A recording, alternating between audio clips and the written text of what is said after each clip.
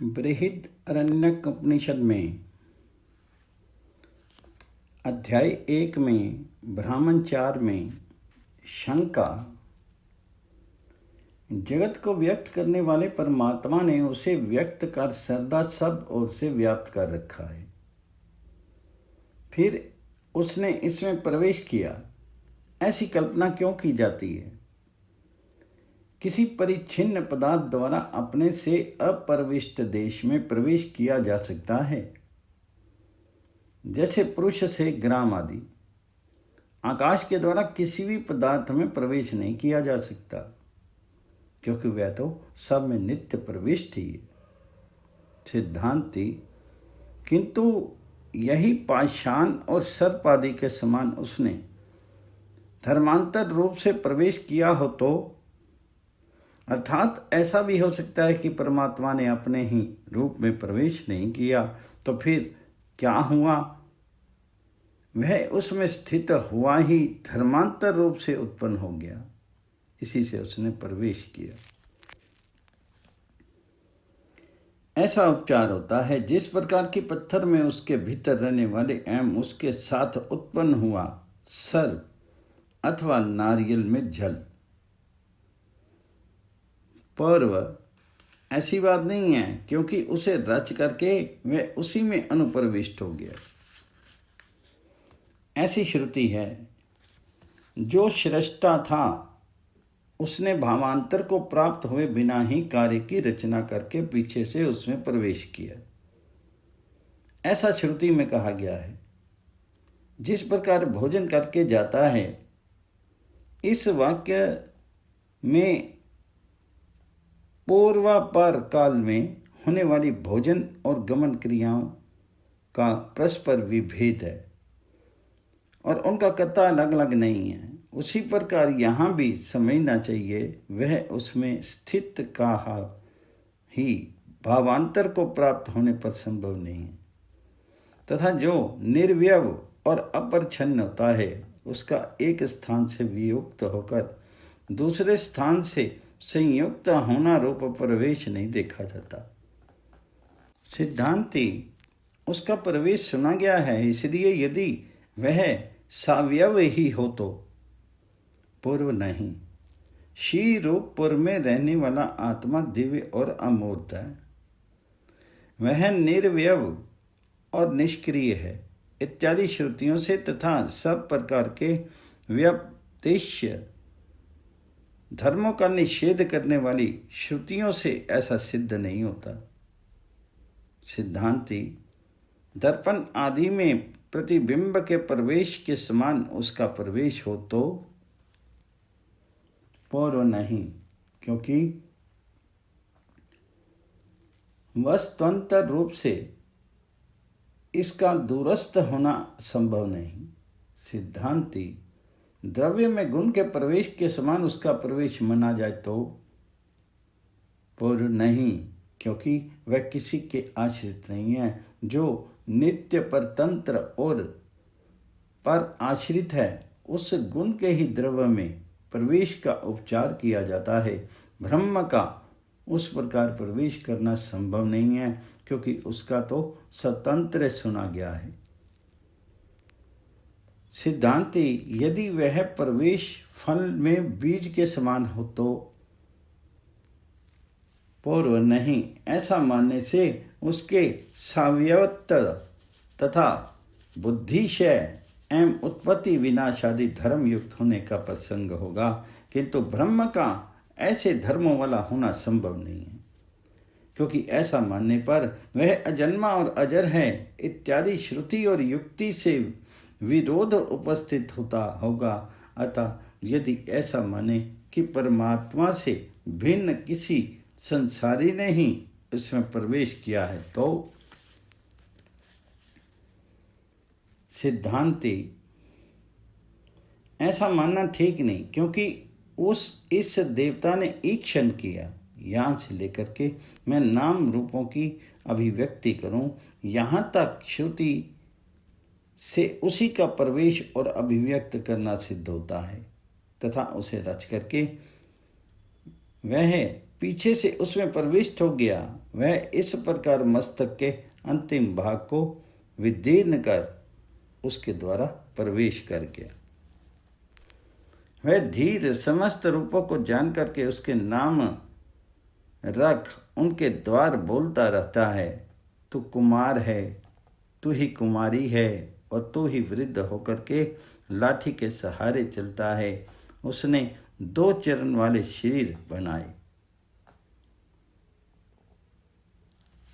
रूप रूप के अनुरूप हो गया इत्यादि मंत्र वर्णों से भी परमात्मा से भिन्न किसी अन्य का प्रवेश सिद्ध नहीं होता। पौरव, किंतु प्रविष्ट होने वाले पदार्थों का एक दूसरे से भेद हुआ करता है, इसलिए परमात्मा का अनेकत्व प्राप्त होता है। सिद्धांति नहीं, एक ही देव अनेक प्रकार से प्रविष्ट हुआ, एक होकर के भी उसने अनेक रूप से संचार किया। तुम एक ही अनेकों में अनुप्रविष्ट हो, सर्वभूतों में निहित एक देव है, वह सब में व्याप्त और समस्त भूतों का अंतरात्मा है। इत्यादि श्रुतियों से ऐसा सिद्ध नहीं होता। पूर्व उत्पन्न किए हुए कार्य वर्ग के भीतर परमात्मा का प्रवेश होना संभव है अथवा नहीं है, यह प्रश्न तब तक अलग रहे, किंतु जो प्रविष्ट है वे संसारी हैं और उससे अभिन्न हैं, इसलिए परमात्मा का भी संसारी होना प्राप्त होता है। सिद्धांति ऐसी बात नहीं है, क्योंकि परमात्मा की शुद्धा आदि संसारिक धर्मों से परे बताने वाली श्रुति है।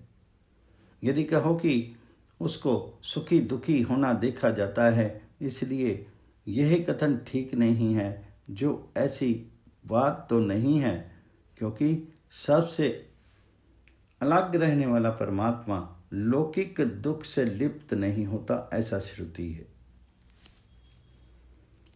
पूर्व, किंतु प्रत्यक्षादि प्रमाणों से इस कथन का विरोध होने के कारण यह मान्य नहीं है।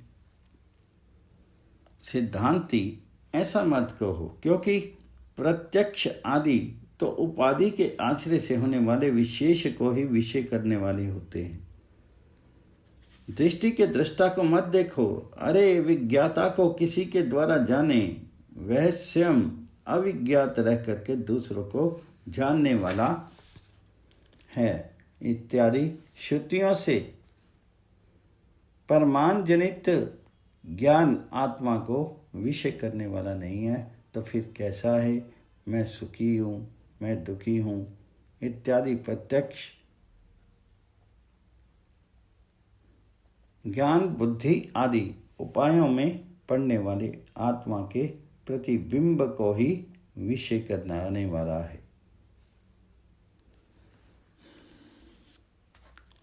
इसके सिवा ये देह मैं हूँ, इस प्रकार विषय के साथ विषयों के समान अधिकारण्य का उपचार होने से इससे भिन्न कोई अन्य दृष्टा नहीं है। इस श्रुति वाक्य से अन्य आत्मा का निषेध होने से तथा देह के अवयवों से विशेष होने के कारण सुख दुख की विषय धर्मता सिद्ध होती है। यदि कहो कि आत्मा के लिए ही सब प्रिय होते हैं, ऐसे आत्मार्थ तत्व को प्रकट करने वाली श्रुति होने से ऐसा कथन ठीक नहीं है। तो ऐसी बात नहीं है, क्योंकि जहाँ कोई अन्य सा होता है, इस श्रुति के अनुसार उसकी अविद्याजनित आत्मात्ता मानी जाती है। वहां कौन किसके द्वारा दिखे, वहां नाना कुछ नहीं है। वहां एकत्व देखने वाले को क्या मोह और शोक हो सकता है? इत्यादि वाक्यों से ज्ञान दृष्टि में तो उनका निषेध होने के कारण आत्म धर्मत्व होना संभव नहीं है।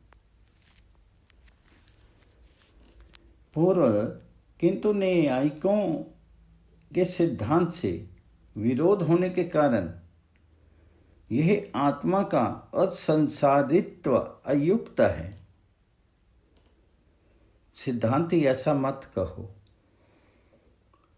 क्योंकि युक्ति से ही आत्मा का दुखी होना सिद्ध नहीं हो सकता। प्रत्यक्ष के विषयभूत दुख से आत्मा विशिष्ट नहीं हो सकता, क्योंकि वह स्वयं प्रत्यक्ष का विषय है।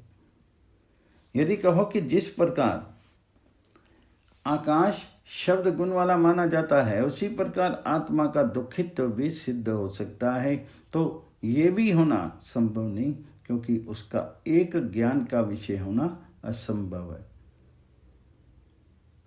सुख को ग्रहण करने वाले प्रत्यक्ष विषयक ज्ञान के द्वारा नित्य अनुमेय आत्मा को विषय करना संभव नहीं है। यदि वह उसे विषय कर ले तो विषय के अभाव का प्रसंग उपस्थित हो जाए, क्योंकि आत्मा तो एक ही है। पूर्व दीपक के समान एक का ही विषय और विषय भी होना संभव है। सिद्धांति नहीं, एक साथ ऐसा होना संभव नहीं है। इसके सिवा आत्मा में अंश होना संभव ना होने से भी यही सिद्ध होता है। इससे विज्ञान का ग्राहक उभय रूप होना भी खंडित हो जाता है। प्रत्यक्ष प्रमाण के विषय दुख और अनुमान प्रमाण के विषय आत्मा के गुण और गुणी से अनुमान प्रमाण भी नहीं हो सकता, क्योंकि दुख सदा प्रत्यक्ष का ही विषय है तथा रूप आदि से उसका समान अधिकारण्य है।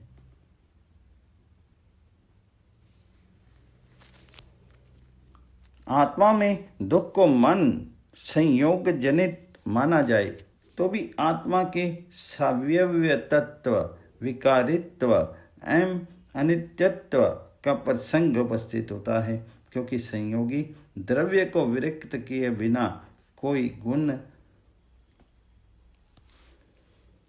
कहीं आता जाता नहीं देखा गया तथा निर्व्यय वस्तु को कहीं विकृत होते और नित्य वस्तु को अनित्य गुणों का आश्रय होते नहीं देखा गया।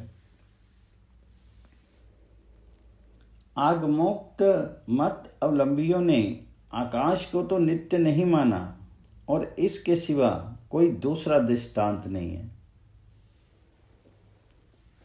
पूर्व विकृत होने पर भी ये वही है, ऐसा ज्ञान निवृत्त न होने के कारण वह नित्य ही है ऐसा माने तो सिद्धांति ऐसा नहीं हो सकता, क्योंकि द्रव्य पदार्थ के अवयवों में परिवर्तन हुए बिना विकार होना संभव नहीं है। यदि कहो कि सावयव होने पर भी वह नित्य है तो ऐसा तो हो नहीं सकता, क्योंकि अवयव पदार्थ अवयव संयोग पूर्वक उत्पन्न होने के कारण उसके अवयवों का विभाग होना संभव है। यदि कहो कि वज्र आदि में तो ऐसा नहीं देखा जाता तो ऐसा कहना ठीक नहीं,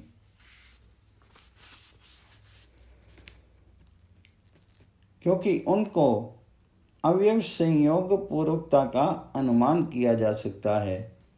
अतः आत्मा का अनित्य गुणों का आश्रय होना संभव नहीं है। पूर्व किंतु यदि परमात्मा दुखी नहीं है और उससे भिन्न दूसरी दुखी पदार्थ का अभाव है तो ऐसी स्थिति में दुख की निवृत्ति के लिए शास्त्र का आरंभ होना व्यर्थ ही सिद्ध होता है।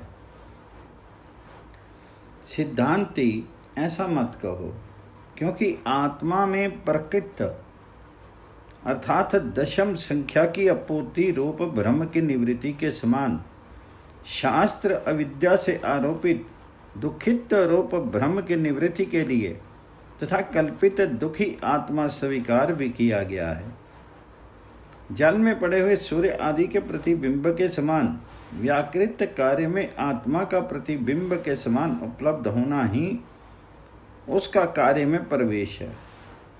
जगत की उत्पत्ति से पूर्व जो आत्मा उपलब्ध नहीं होता था, वह व्यक्त कार्य की रचना हो जाने पर बुद्धि के भीतर उपलब्ध होने से जल आदि से सूर्य आदि के प्रतिबिंब के समान कार्य को रचकर उसमें प्रविष्ट हुआ सा लक्षित होता है। ऐसा कहा जाता है जैसा कि वह यह आत्मा इसमें प्रवेश किए हुए है, उन शरीरों को रच करके वह उनमें प्रवेश कर गया, वह इस मूर्ध सीमा को विदीर्ण करके इसके द्वारा प्रवेश कर गया। इस देवता ने ईक्षण किया हो, मैं इस जीवात्म रूप से इन तीनों देवताओं में प्रवेश कर इत्यादि श्रुतियों से सिद्ध होता है। जो सर्वगत और निर्व्यय है, उस आत्मा का एक दिशा देश या काल को छोड़ करके अन्य दिशा देश या काल को प्राप्त होना रूप प्रवेश कभी संभव नहीं, तथा ये हम पहले ही कह चुके हैं कि इससे भिन्न कोई दृष्टा नहीं है, इससे भिन्न कोई श्रोता नहीं है इत्यादि श्रुति के अनुसार परमात्मा से भिन्न और कोई दृष्टा नहीं है। तथा सृष्टि, प्रवेश, स्थिति और लय का प्रतिपादन करने वाले वाक्य आत्म उपलब्धि के ही लिए है, क्योंकि आत्म उपलब्धि ही पुरुषार्थ है, ऐसा सुना गया है। जैसा कि उसने अपने ही को जाना, अतः वह सर्वरूप हो गया। ब्रह्मवेता परमात्मा को प्राप्त कर लेता है, वह जो कि उस पर ब्रह्म को जानता है ब्रह्म ही हो जाता है। आचार्यवान पुरुष को ज्ञान होता है, उसके लिए अभी तक देरी है इत्यादि श्रुतियों से, तथा तब मुझे तत्वता जान करके उसके पश्चात मुझ ही में प्रवेश करता है, वही समस्त विद्याओं में श्रेष्ठ है, क्योंकि उससे अमृत की प्राप्ति होती है इत्यादि स्मृतियों से भी सिद्ध होता है। इसके सिवा भेद दर्शन की निंदा होने से भी श्रेष्ठ आदि विषयक वाक्यों का आत्म एकत्व दर्शन परक होना युक्त है।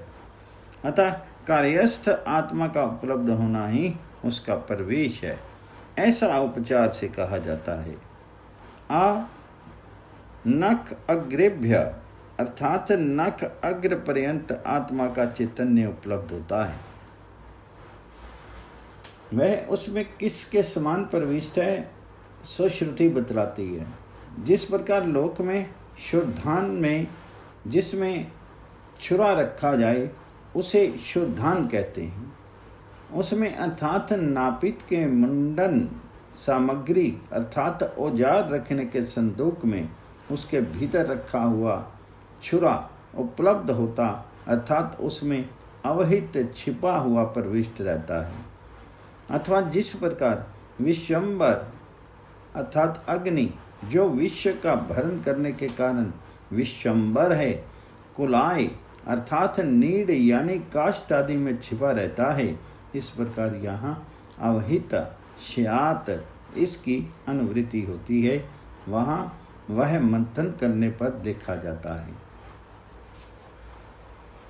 तथा जिस प्रकार छुरा शुद्धान के एक देश में स्थित रहता है और अग्नि जैसे काष्ठ आदि में उसे सब ओर से व्याप्त करके विद्यमान रहता है, इसी प्रकार आत्मा शीर को सामान्य और विशेष रूप से व्याप्त करके स्थित है। वहाँ वह प्राणन आदि और दर्शन आदि क्रिया वाला देखा जाता है। अतः उस शरीर में प्रविष्ट उस प्राणन आदि क्रिया विशिष्ट आत्मा को लोग नहीं देखते, उन्हें उसकी उपलब्धि नहीं होती।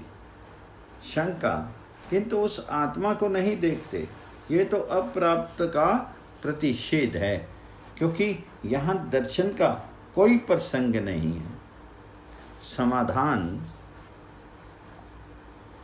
ये कोई दोष नहीं है, क्योंकि श्रेष्ठ आदि परक वाक्यों का तात्पर्य आत्म एकत्व बोध होने के कारण उसका दर्शन प्राकृत ही है। जैसा कि वह प्रत्येक रूप के अनुरूप हो गया है, उसका यह रूप उसके दर्शन के लिए है, इस मंत्र वर्ण से सिद्ध होता है।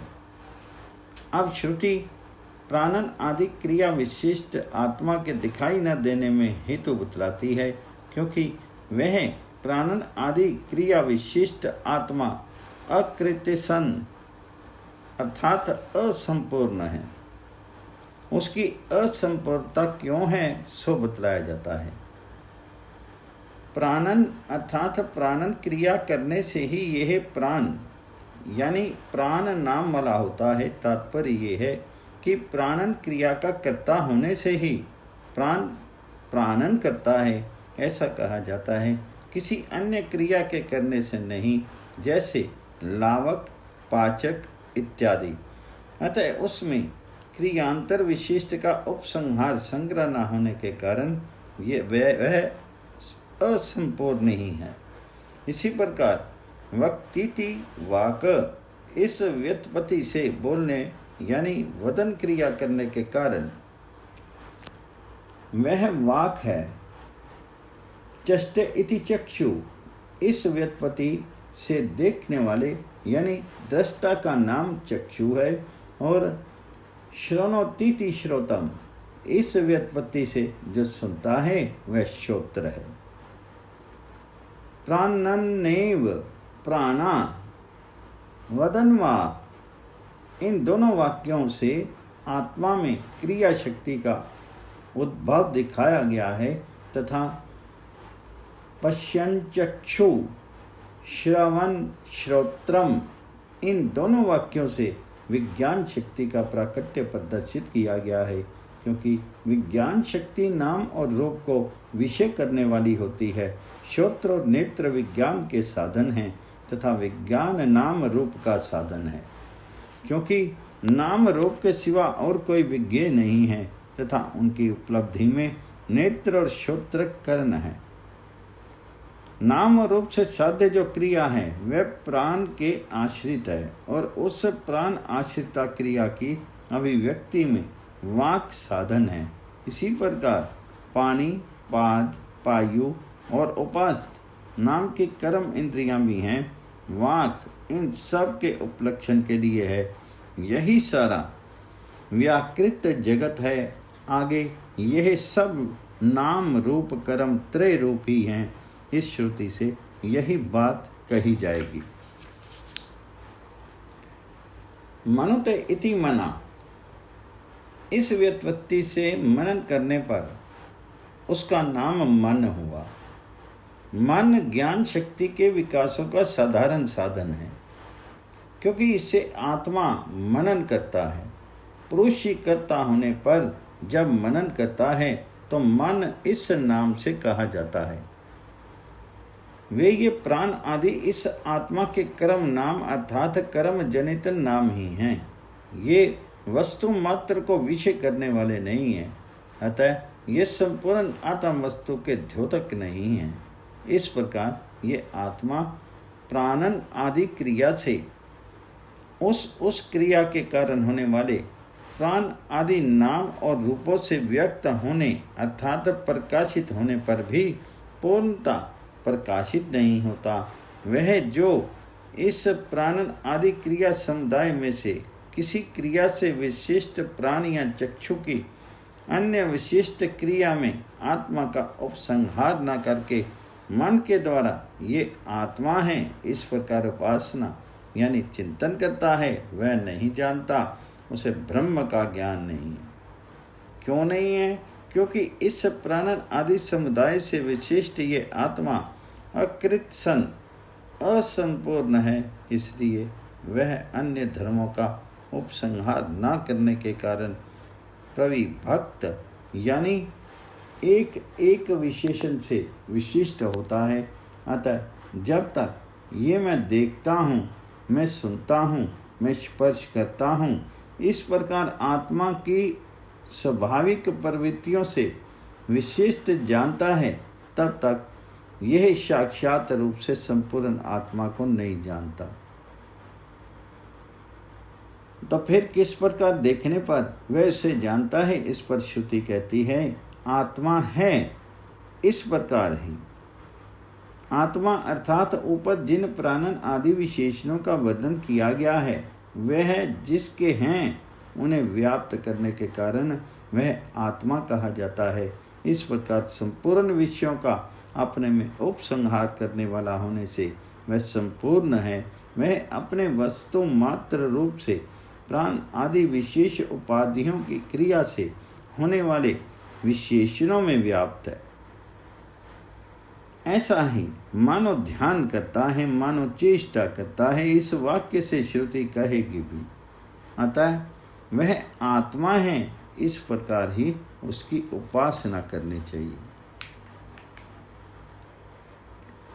इस प्रकार अपने वास्तविक रूप से ग्रहण किया जाने पर यह संपूर्ण है। क्यों संपूर्ण है, ऐसी आशंका करके श्रुति कहती है क्योंकि इस निरुत्पादिक आत्मा में जिस प्रकार जल में पड़े हुए सूर्य प्रतिबिंब के भेद सूर्य में एक हो जाते हैं, उसी प्रकार ऊपर बतलाए हुए प्राण आदि कर्मजन्य नामों से कहे जाने वाले प्राण आदि उपाधियों के कारण होने वाले संपूर्ण विशेष एक होते अर्थात अभिन्नता को प्राप्त हो जाते हैं।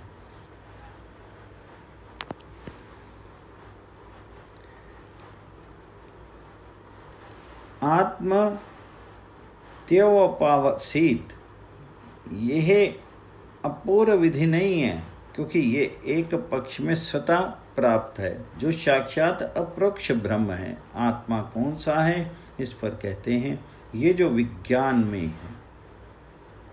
इस प्रकार की आत्मा का प्रतिपादन करने वाली श्रुतियों से आत्म विषय ज्ञान उत्पन्न होता है। तहाँ आत्मस्वरूप के ज्ञान से ही उसमें होने वाली अन आत्म अभिमान बुद्धि अर्थात कारकादि क्रिया एवं फल की अध्यारोप रूपा विद्या निवृत्त की जाती है। उसके निवृत्त हो जाने पर काम आदि दोषों की संभावना न रहने से अनात्म चिंतन की संभावना नहीं रहती, फलता आत्मचिंतन ही रह जाता है। अतः इस पक्ष में आत्म उपासना का विधान करने की आवश्यकता नहीं है, क्योंकि वह स्वतः प्राप्त है।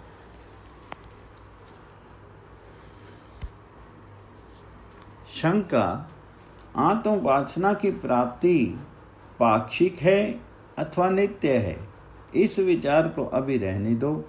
ये तो अपूर्व विधि ही है, क्योंकि यहाँ ज्ञान और उपासना का एक ही अर्थ होने के कारण वह स्वतः प्राप्त नहीं है।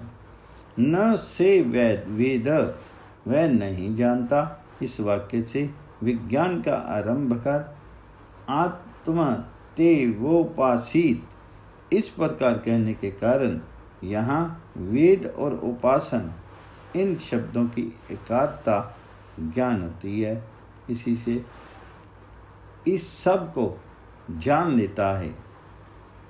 आत्मा को ही जाना इत्यादि श्रुतियों में भी विज्ञान उपासना ही का नाम है, और वह उपासना अप्राप्त होने के कारण विधि की योग्यता रखती है। इसके सिवा स्वरूप के अनुवाद में पुरुष की प्रवृत्ति होनी भी संभव नहीं। इसलिए यह अपूर्व विधि है तथा कर्म विधि में इसकी समानता होने के कारण भी यही बात सिद्ध होती है। जिस प्रकार यजन करें, हवन करें इत्यादि कर्म विधियां हैं, उनसे आत्मा है, इस प्रकार उपासना करें। अयि मैत्रेयी यह आत्मा द्रष्टव्य है इत्यादि आत्मोपासना संबंधी विधियों का कोई अंतर नहीं जान पड़ता, तथा विज्ञान भी मानस क्रिया ही है, इसलिए भी ये विधि है। जिस प्रकार जिस देवता के लिए हवि ग्रहण किया जाए उसका वशत्कार करते हुए मन से ध्यान करें इत्यादि रूप से मानसिक क्रिया का विधान किया जाता है, उसी प्रकार आत्मा है, इस प्रकार उपासना करें। आत्मा का मनन करना चाहिए, निध्यासन करना चाहिए इत्यादि रूप से ज्ञानात्मिका क्रिया का ही विधान किया जाता है, तथा वेद और उपासन शब्दों का एक ही अर्थ है, ये हम कह ही चुके हैं। इसके सिवा इस वाक्य में भावना के फल करण और इति कर्तव्यता रूप 3 अंश संभव होने के कारण भी यह विधि वाक्य है। जिस प्रकार यजेत यजत करें, इस भावना में किस उद्देश्य से, किस साधन से और किस प्रकार यजन करें, ऐसी भव्य आदि संबंधनी आकाश शान की निवृत्ति के कारण भूत 3 अंश देखे जाते हैं। उसी प्रकार उपासित इस विधान की जाने वाली भावना में भी किसकी उपासना करें, किसके द्वारा उपासना करें और किस प्रकार उपासना करें, ऐसी आकांक्षा होने पर आत्मा की उपासना करें, मन से करें तथा त्याग, ब्रह्मचर्य, शम, दम, उपरति तथा तितिक्षा आदि रूप इति कर्तव्यता से युक्त होकर के करें इत्यादि शास्त्र से ही 3 अंशों का समर्थन होता है। तथा जिस प्रकार 10 पूर्ण मास आदि संबंधी शास्त्र के संपूर्ण प्रकरण का 10 पूर्ण मास की विधि के उद्देश्य रूप से ही उपयोग है, उसी प्रकार उपनिषदों के आत्म उपासना संबंधी प्रकरण का भी आत्म उपासना की विधि के उद्देश्य रूप से ही उपयोग है। नीति नेति अस्थूलम एकम एव द्वितीयम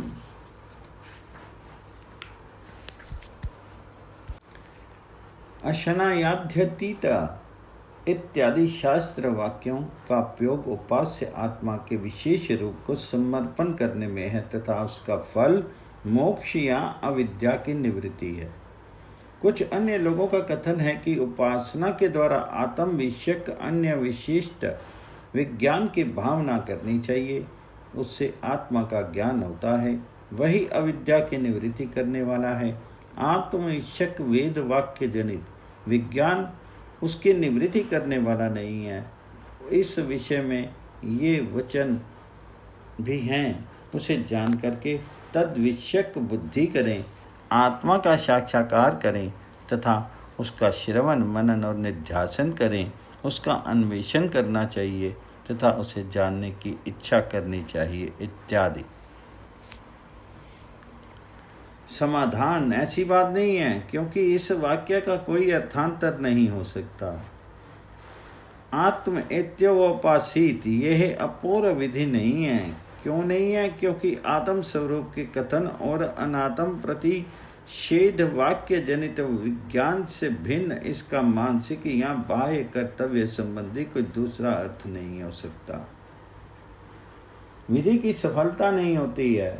जहाँ विधि वाक्य के श्रवण मात्र से होने वाले विज्ञान के सिवा कोई अन्य पुरुष प्रवृत्ति भी जानी जाए, जैसे स्वर्ग की कामना वाला दर्श पूर्ण मास यज्ञ द्वारा यजन करें इत्यादि वाक्यों में, यहाँ 10 पूर्ण मास संबंधी विधि वाक्य से होने वाला विज्ञान ही 10 पूर्ण मास यज्ञों का अनुष्ठान नहीं, ये तो अधिकारी आदि की अपेक्षा से पीछे होने वाला है।